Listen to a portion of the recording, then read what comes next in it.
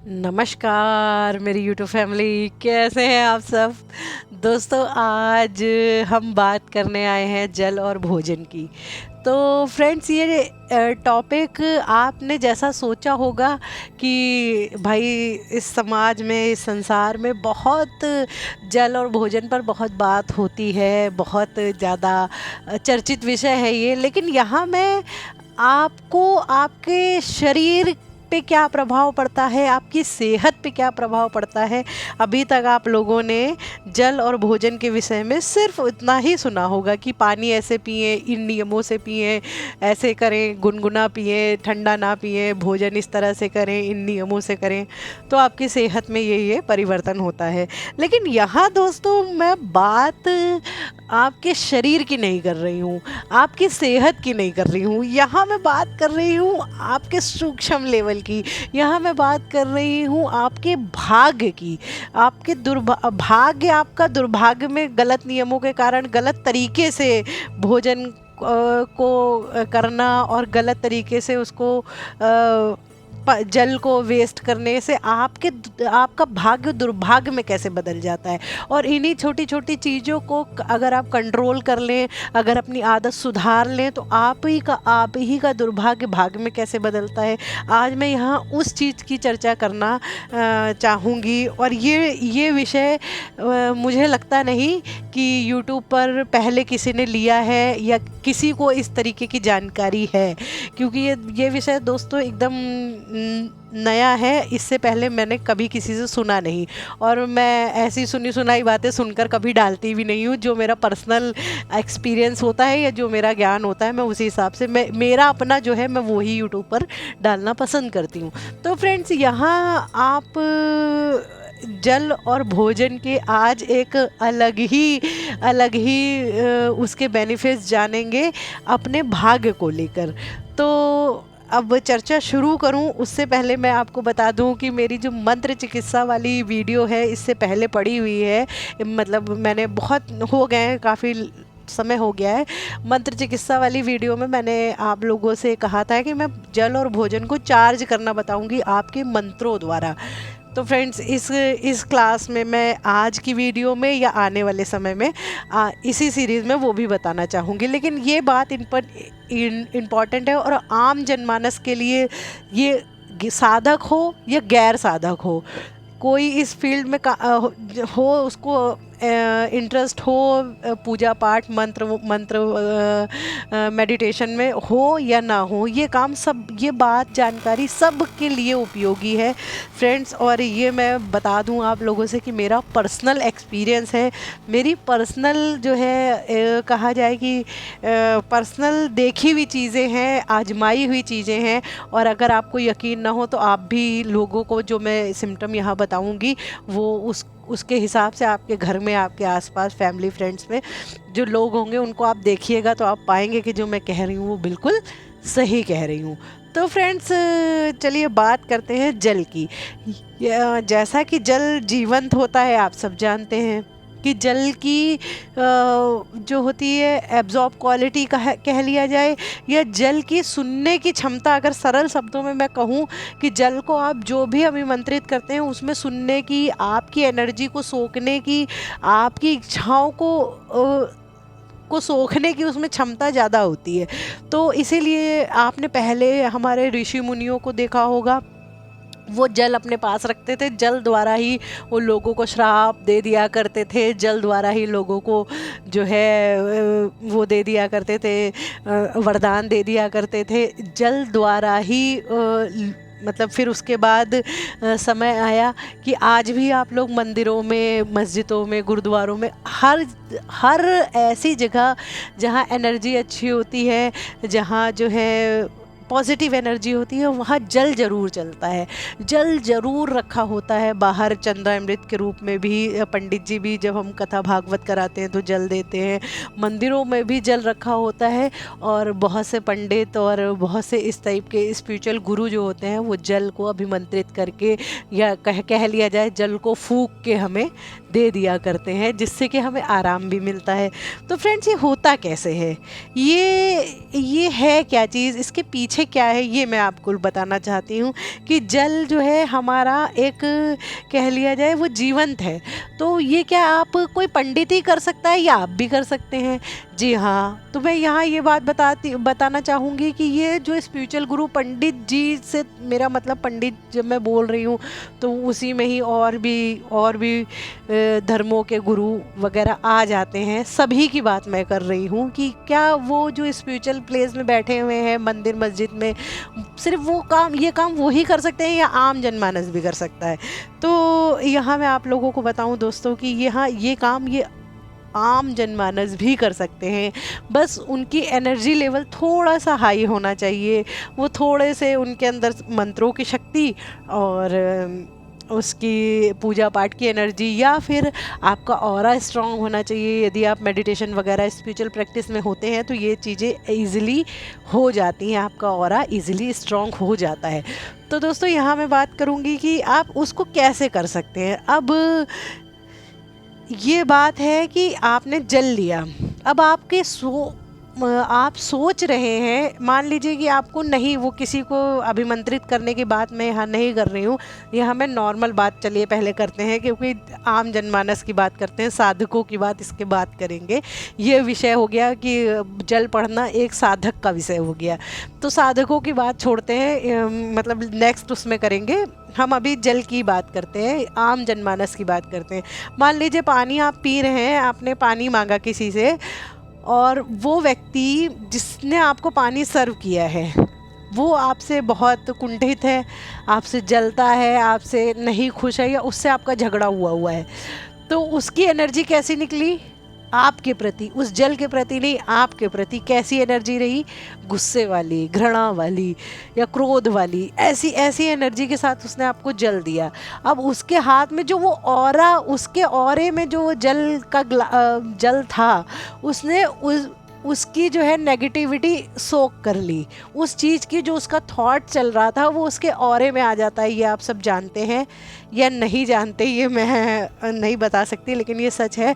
जैसा कि हमारा मन होता है उसी तरीके से हमारा ऑरा हो जाता है। जैसे हम किसी से बहुत ज़्यादा जलते हैं या गुस्से में रहते हैं या दुनिया से हम खफा हैं, बहुत सारे लोग होते हैं ना जो खुद कुछ नहीं कर पाते, खुद कुछ नहीं करते, लेकिन दूसरों पे ब्लेम डालना, दूसरों की तरक्की से जलना, दूसरों के बनते काम से अगर आप बिगाड़ नहीं पा रहे हैं, हर किसी की हैसियत तो होती नहीं कि हर किसी का काम बिगाड़ दे, हर किसी की इतनी भी वो नहीं होती कि वो कर ले। तो यहाँ बात ये है कि आप खुद कुछ नहीं कर पा रहे, खुद फेलियर हैं, तो उसका ब्लेम दूसरों के सर पे डालना और जो सामने वाला सक्सेस है उससे बिना वजह मतलब के उससे जलना। तो यदि आपके परिवारजन में या आपकी फैमिली में या कोई इस तरीके का बंदा है, आप, मेरी सलाह यही है कि आप उससे इस तरीके का कुछ खाना पानी उसके थ्रू ना लें। क्यों ना लें? क्योंकि उसकी एनर्जी जो है उसके ऑरे में आ रही है, उसका ऑरा उस खाने से टच हो रहा है। मैं ये नहीं कह रही वो जादू टोना टोटका कुछ करता है, वो नहीं है, वो नेचुरली हो जाता है कि अगर आप किसी को, जैसे कोई माँ है अपने बच्चे को कुछ खाना पानी खिलाती है, वो उसके लिए अमृत का काम करता है। क्यों? क्योंकि माँ वो कौर जो खिला रही है, माँ वो जो बाइट अपने बच्चे को दे रही है, वो अब ये वो गा के तो नहीं कहेगी कि हाँ ले तू, तेरा शरीर इससे पुष्ट हो जाएगा, ले मेरे बेटे तू खा ले, तू बलवान हो जाएगा, या तू बहुत, तेरा दिमाग बहुत तेज हो जाएगा। वो ऐसा मुंह से तो नहीं बोल रही है, लेकिन इंटेंशन उसकी प्रेम वाली है, इंटेंशन उसकी जो है वो वाली है कि अपने बच्चे को, मतलब कि मेरा बच्चा, मतलब मैं उसे भोजन करा रही हूँ या मैं भोजन बना भी रही हूँ। इसीलिए पुराने लोग दोस्तों और नौकरों के थ्रू भोजन नहीं बनवाना चाहते थे, वो चाहते थे कि घर की स्त्रियाँ ही भोजन बनाएं। उसके पीछे भी कारण यही था कि नौकरों की एनर्जी क्या है, कि मतलब जो आपने मेड वगैरह रखी हुई उसकी एनर्जी क्या है। उसी तरीके से जिस भाव दशा में आप रहते हैं, खाना बनाने वाले की जैसी भाव दशा होगी वो भोजन एकदम उसी तरीके से बनता है। उसी तरीके से जल की भी है, जल भोजन से ज़्यादा जल ग्रहण कर लेता है ये चीज़ें। तो अगर यदि आपके आसपास कोई ऐसा व्यक्ति है तो उससे, मतलब मेरी सलाह यही है कि उससे इस तरीके की ना ही कुछ जल और भोजन ग्रहण किया जाए। अब रही बात इसकी कि हम अपने से क्या ऐसी गलतियां कर लेते हैं जो जो मतलब हमारे शरीर में या हमारे भाग्य में, शरीर की तो बात मैं यहाँ नहीं करती, भाग्य में हमारे किस प्रकार से नेगेटिविटी आ जाती है, किस प्रकार से हमारा भाग्य दुर्भाग्य में बदल जाता है। यदि किसी व्यक्ति की आदत है पानी लेके थोड़ा सा पानी पिया उसने और उसके बाद बाकी पानी उसने वेस्ट कर दिया, मतलब छोड़ दिया उसकी आदत में शुमार है ये, उसकी आदत में शामिल है ये, तो आप सोचिए उसका इससे नुकसान क्या होगा। तो पहली तो ये मोटा मोटी हम सबको पता ही है कि जो जल वेस्ट हो रहा है, पीने वाला पानी है वो वेस्ट हो रहा है, ये तो सबको पता है। वो तो एक बहुत बड़ा अपराध है ही कि पीने वाला पानी की संख्या वो कम होती जा रही है, पीने वाला पानी वेस्ट कर रहा है वो व्यक्ति। अब दूसरा इसका नुकसान क्या है? दूसरा नुकसान ये है दोस्तों कि आपका आपने जो पानी पिया, पुराने लोग आप जानते होंगे जो गुरु वगैरह होते हैं, जो ऐसे स्पिरिचुअल उस पर ज़्यादा मतलब बहुत ऊंचाइयों पर होते हैं, वो अपना जूठा किसी को देते नहीं, वो दूर बैठते हैं, अपने औरे के आसपास किसी को नहीं आने देते। ऐसा क्यों करते हैं वो? क्योंकि आपने जो जूठा जल किया है उसमें आपकी एनर्जी आ गई है। अब आपकी एनर्जी आ गई है, वो जल आपने छोड़ दिया। अब आप इतने बड़े स्पिरिचुअल तो है नहीं कि आपके जल को लोग प्रसादी समझ के पी जाएंगे कि हाँ भैया इन्होंने छोड़ा है तो ये प्रसादी लो हम पी लें, ऐसा तो होगा नहीं। वो कहाँ जाएगा जल? वो नाली में जाएगा, मतलब वेस्ट में जाएगा। आप बर्तन धुलेगा, वो पानी नीचे चला गया। तो आप ये बताओ, चैम्बर में चला गया। अब उसमें आप ये बताओ, वो पानी आपकी जो एनर्जी जो गई है, जूठा पानी जो है, वो आपकी एनर्जी कहाँ जा रही है? नेगेटिव उसमें, मतलब नाली में या मतलब चैम्बर में गंदे पानी में जा रही है। फिर आपका इससे भाग्य बनेगा या दुर्भाग्य बनेगा? तो ये आपके दुर्भाग्य को बलि कर देगा। ये ऐसे धीरे धीरे नेगेटिविटी आपके, ये आप खुद करते हैं, ये आप खुद करते हैं कि आपने पानी छोड़ा, आपकी पानी छोड़ने की आदत ही बनी हुई है। उसी तरीके से भोजन की बात मैं बताऊं, जो लोग प्रसन्नता से भोजन नहीं करते, जो लोगों की आदत होती है हर खाने में नुक्स निकालने की, जैसे कि चाहे कुछ लोग ऐसे होते हैं दोस्तों जिनके आगे चाहे कितना भी अच्छा खाना बना के परोस के रख दिया जाए, वो नुक्स ज़रूर निकालते हैं। इसमें तो ये कमी है, इसमें तो वो कमी है, उसमें तो। अब या तो सास बहुएं अक्सर ऐसा, सास बहुओं को नीचा दिखाने के लिए अक्सर ऐसा करती हैं, या फिर और फैमिली मेम्बर्स बहुओं के साथ तो मुझे पता है कि अक्सर ऐसा होता है। और भी जगह पे ऐसा होता है कि आपके खाने में नुक्स निकाला जा रहा है। खाने में नुक्स बनाने वाले के लिए तो आपने निकाल दिया, वो तो चलिए उसको जो हानि हुई, उसका मन जो टूटा, उसका दिल में जो हुआ, उसकी छोड़ दीजिए। आपके लिए क्या बुराई है? यहाँ मैं वो बात करती हूँ कि यदि कोई खाने में रेगुलर बेसिस पे, रोज़ के बेसिस पे या हर दूसरे दिन खाने में नुक्स निकालता है, उसे खाना अच्छा नहीं लगता, तो वो समझ लीजिए वो, उसको रोगी होने से कोई बचा नहीं सकता। वो आजीवन मतलब रोगी की ही ज़िंदगी जिएगा वो व्यक्ति, जो खाने में बहुत ज़्यादा नुक्स निकालता है, खाने को प्रसन्नता से ग्रहण नहीं करता, भोजन को प्रसन्नता से नहीं खाता है। वो व्यक्ति को कोई स्वस्थ रख नहीं सकता, कोई दवाई, कोई एक्सरसाइज, कोई डॉक्टर, कोई हकीम वैद्य, कोई उसे स्वस्थ नहीं रख सकता। ये मेरी देखी हुई आजमाई हुई बात है। यदि आपके आसपास कोई ऐसा व्यक्ति हो तो आप देख लीजिएगा कि अगर जो व्यक्ति रेगुलर बेसिस पे खाने में नुक्स निकालता है, उसके शरीर में हमेशा कुछ ना कुछ, कभी दर्द, कभी पीड़ा, कभी कुछ, वो हमेशा रोगी ही रहता है। अब रही बात खाने को छोड़ने की, प्लेट में खाना, भोजन जूठा छोड़ने वाली बात, कि अक्सर हम लोग शादियों में जाते हैं, भर लेते हैं और जो खाया गया, नहीं तो वेस्ट गया। अक्सर हम लोग रेस्टोरेंट में भी जाते हैं, जो खाया गया, नहीं तो वो वेस्ट गया।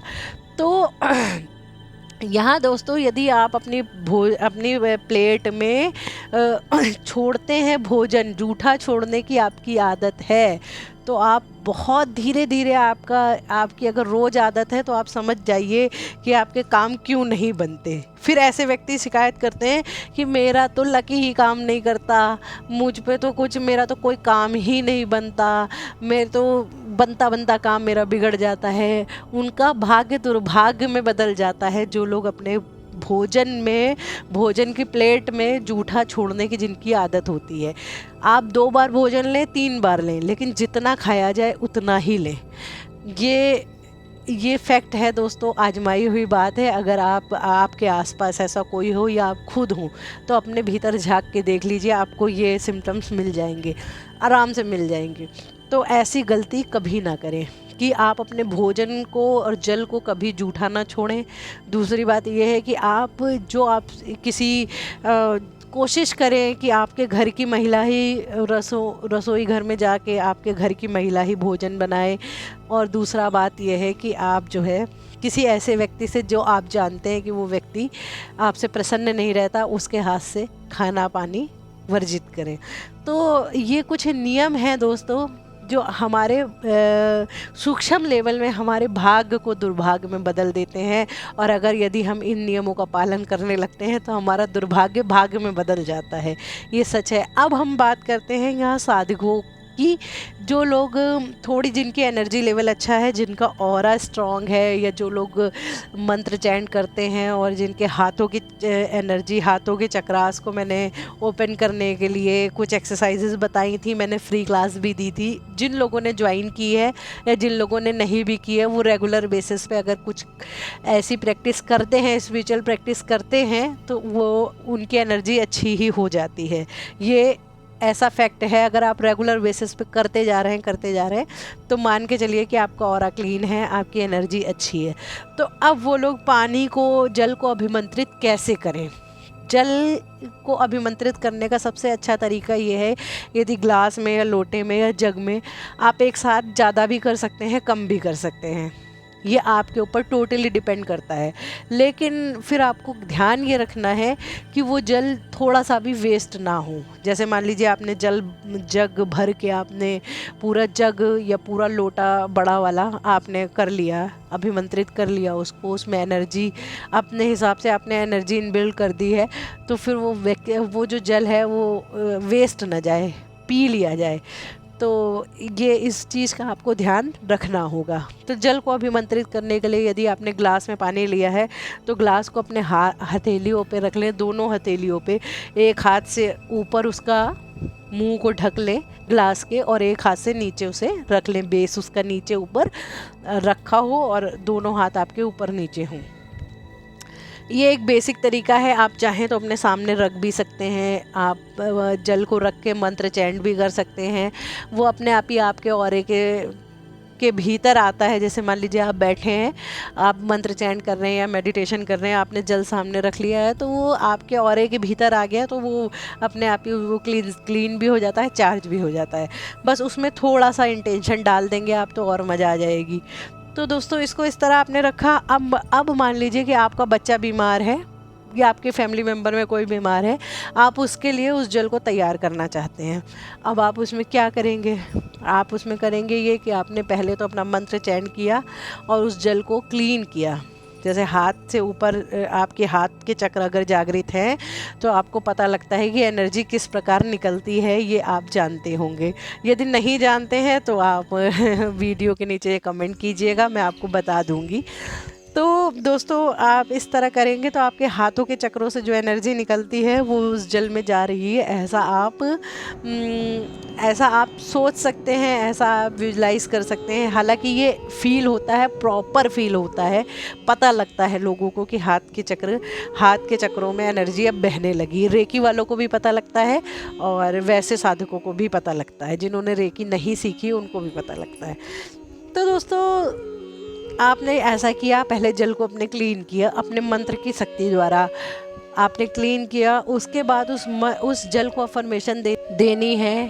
किसी व्यक्ति यदि कोई बीमार है तो वो जल उसके लिए औषधि का काम करे।